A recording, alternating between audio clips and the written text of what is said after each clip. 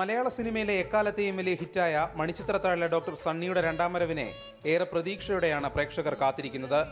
ഹിറ്റുകളുടെ തോഴന്മാരായ മോഹൻലാലും പ്രിയദർശനും ഒന്നിക്കുമ്പോൾ ആ പ്രതീക്ഷകളും വാനോളമാണ്.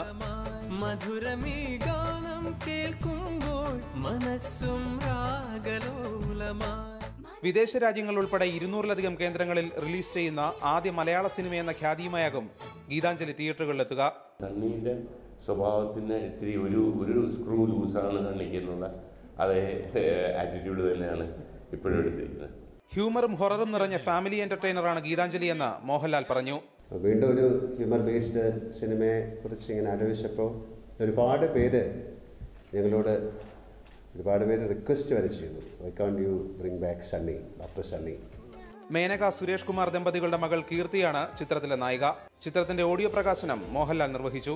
ഈ മാസം 14-ന് ഗീതാഞ്ജലി തിയേറ്ററുകളിലെത്തും. മാതൃഭൂമി ന്യൂസ്, കൊച്ചി.